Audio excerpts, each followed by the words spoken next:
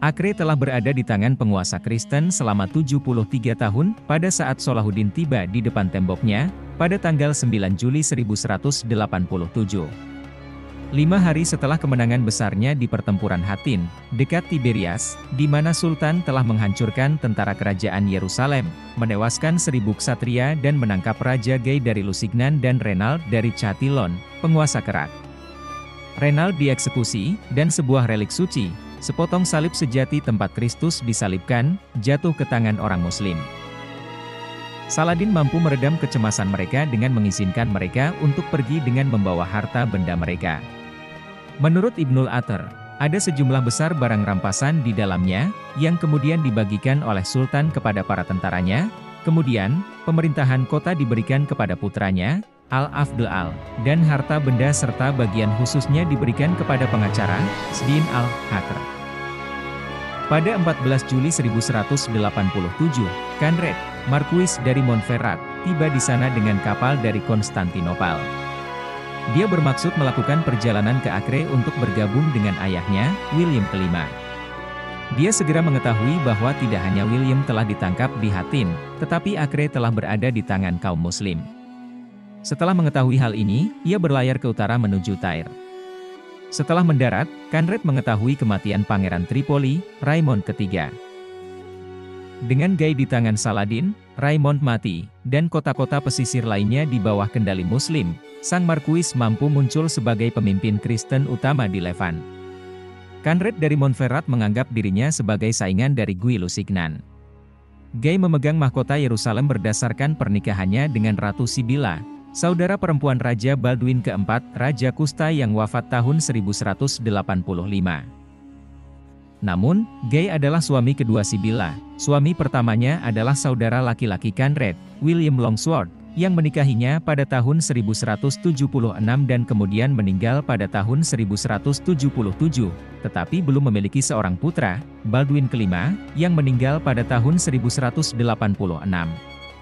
Dengan demikian, ada ikatan Montferrat dengan tahta, tetapi itu putus ketika Sibilla memilih Gay dan memahkotainya sebagai raja, sebuah tindakan yang kemudian disahkan Patriark Heraklius dari Yerusalem yang mengurapinya. Gay memiliki banyak musuh selama karirnya yang panjang, tetapi Conrad akan menjadi salah satu yang paling gigih. Sementara itu, Saladin melanjutkan perjalanannya. Setelah jatuhnya Askolan, sang Sultan akhirnya bergerak ke Yerusalem. Dia mengepung kota tersebut pada tanggal 25 September. Kota itu bertahan hanya beberapa hari sebelum Balian, penguasa Ibelin, Yibna modern, menyerah. Saladin memasuki kota suci pada tanggal 9 Oktober. Bencana Hattin memberikan kesan yang signifikan di barat dan menyebabkan terjadinya Perang Salib Ketiga. Penyusunan banteng Perang Salib tertunda, karena, ketika informasi mengalir masuk tentang peristiwa-peristiwa di timur, Paus Urbanus III tiba-tiba meninggal pada tanggal 20 Oktober 1187, konon karena terkejut setelah mendengar berita tentang Hattin dan hilangnya bagian dari salib sejati. Penggantinya, Gregorius VIII, mengeluarkan Bulla Audita Tremendi 9 hari kemudian. Mereka yang mengkhotbahkan banteng kepausan dan mendorong komitmen perang salib mendapati pendengar yang mau menerima. Tidak ada ekspedisi yang sebanding ke arah timur sejak Perang Salib Kedua yang penuh bencana pada tahun 1140-an, namun minat terhadap Tanah Suci tetap kuat. Raja Henry II, Raja Inggris, terlibat sejak tahun 1166, ketika ia mengusulkan pajak 5 tahun sebesar 2 sen pound untuk bantuan di timur. Dia 2 kali berjanji untuk pergi ke Perang Salib, pada tahun 1170 dan 1172, baik di Spanyol atau Tanah Suci. Jika gagal, ia berjanji untuk menyediakan lebih banyak uang untuk dukungan militer. Janji-janji ini diselesaikan dalam Kompromi Paus Alexander III, Kompromi A Frances, yang merinci penebusan dosa Henry, penebusan dosa atas peran yang ia mainkan dalam pembunuhan Thomas Becket, uskup agung dari Canterbury. Pada tahun 1185, Raja menjanjikan dana dari pajak pendapatan selama 3 tahun, tetapi menolak permintaan Heraklius untuk keterlibatan putranya, Richard, yang kelak menjadi Richard I, Sang Hati Singa, memanggul salib sebelum waktunya, bahkan sebelum bulla kepausan dikeluarkan. Baru pada tanggal 21 Januari 1188, Henry II membuat komitmen yang lebih tegas. Joscelin, Uskup Agung Tirus, telah berkeliling Eropa dengan membawa kisah-kisah tentang kejatuhan Yerusalem, dan pada kesempatan ini ia memberikan khotbah tentang perang salib kepada Henry dan Raja Philip II Augustus dari Perancis. Kedua raja dan Philip d'Alsace, bangsawan Flanders, memikul salib. Selain itu, keduanya menyetujui usulan Henry pungutan besar-besaran, yang dijuluki Persepuluhan Saladin. Di Inggris, biayanya sekitar 12.000 pound, sebagian besar ditanggung oleh kaum Yahudi Inggris. 2 bulan kemudian, di Mainz, Kaisar Hohenstaufen, Frederick Barbarossa juga memikul salib. Pendanaan awal Henry memang membayar tentara dan persenjataan di Hattin dan Yerusalem pada tahun 1187, tetapi sang raja sendiri tidak pernah ikut dalam perang salib. Dia meninggal pada tanggal 6 Juli 1189, 2 tahun setelah pertempuran Hattin, tetapi hampir 2 bulan sebelum kedatangan Guy dari Lusignan di Acre. Ini diserahkan kepada putranya, Richard, untuk memimpin kontingen Inggris. Persiapan dimulai di seluruh benua, uang dikumpulkan, pasukan dikumpulkan, dan perselisihan politik ditunda sebagai 3 pemimpin sekuler yang paling kuat di Eropa abad pertengahan, bersama dengan sejumlah bangsawan rendahan, bersiap untuk melakukan perjalanan ke timur dalam Perang Salib ketiga. Para pemimpin yang menjadi sukarelawan akan bekerja sama dengan apa yang diyakini sebagai kehendak Tuhan. Audita Tremendi, yang secara resmi memulai Perang Salib ketiga hampir 2 tahun sebelum pengepungan Acre bahkan dimulai, menguraikan hubungan tersebut. Gagasan tentang Allah yang menginginkan kerja sama dengan manusia dalam hal perang akan muncul, pada kenyataannya, dalam kisah-kisah Kristen dan Muslim dari Acre. Penyakit yang diderita Saladin, yang seringkali menghalangi keterlibatannya dalam Perang Salib, dikaitkan dengan kehendak Allah dan harus diterima tanpa keluhan. Saladin sendiri mencoba untuk fokus pada tanda-tanda ilahi yang meramalkan kekalahan musuhnya pada akhirnya. Ketika persiapan dilakukan di barat, kembali di Levant perselisihan dan perpecahan adalah hal yang biasa terjadi. Penderitaan Acre pada awalnya, hanya sebuah catatan kecil dalam kisah yang jauh lebih besar dari jatuhnya kota suci, yang telah berada di tangan Kristen sejak tahun 1099. Tapi itu akan segera menjadi titik fokus dari seluruh Perang Salib. Pada musim panas 1188, Saladin membebaskan Guy of Lusignan, dengan harapan bahwa persaingan antara dia dan Conrad dari Montferrat akan semakin mengacaukan kontrol Kristen di wilayah tersebut. Syarat kebebasannya, Guy bersumpah tidak akan pernah mengangkat senjata melawan Saladin lagi. Dia setelah itu, mengumpulkan keluarga dan pendukungnya dan pergi ke Tripoli, sebelah utara Beirut, di mana Balian dari Ibelin telah memimpin para pengungsi dari Yerusalem. Di Tirus, Konrad dengan cerdik membentengi kota, karena pada November 1188 Saladin tiba dan memulai pengepungan yang akan berlangsung hingga musim panas 1189.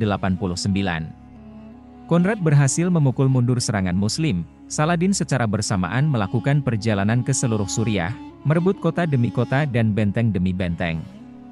Pada musim panas 1189, Guy mengumpulkan sebanyak mungkin tentara yang dia bisa, baik di Tripoli maupun di Antiochia, dan memimpin pasukan barunya ke selatan ke Tirus. Sementara Tripoli terletak di dalam wilayah Tripoli, Tirus merupakan bagian dari kerajaan Yerusalem. Tentu saja, Guy dan Sibylla diharapkan untuk tinggal di sana. Namun, Konrad menolak mereka dan menolak untuk memberikan izin masuk kepada pasangan kerajaan, apalagi tentara mereka, pada bulan Agustus 1189. Saat berada di luar Tirus, Guy dari Lusignan memutuskan tidak bisa menunggu lebih lama lagi dan bersiap untuk bergerak ke selatan ke Acre. Dia hanya memiliki sedikit pilihan, kecuali meninggalkan kerajaan sepenuhnya, dan kota pesisir memberikan target pertama yang jelas dalam apa yang pasti menjadi kampanye yang sangat keras untuk merebut wilayah dari Saladin. Pasukannya antara 400 dan 700 satria dan dia memiliki 7.000 hingga 9.000 infanteri, tentu cukup besar untuk mengepung Acre jika kondisi yang menguntungkan. Dia meminta rahmat Tuhan, karena Acre dibentengi dengan baik dan mungkin akan kalah jumlah jika Saladin membawa bantuan. Dia didorong oleh Patriark Herakius dan saudaranya Geoffrey, yang mengingatkannya bahwa para pemimpin di Eropa telah memikul salib dan pada akhirnya akan bergabung dalam upaya tersebut.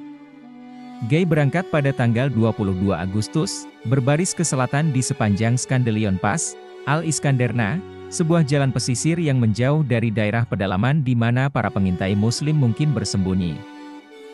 Barat menyatakan bahwa Saladin tidak mengetahui pergerakan Guy, tetapi teks-teks Arab menunjukkan sebaliknya, dia memang menyadari waktu dan arah pawai, yang tampaknya telah terungkap ketika tentara menemukan sekelompok kecil Muslim dan bertempur dengan mereka.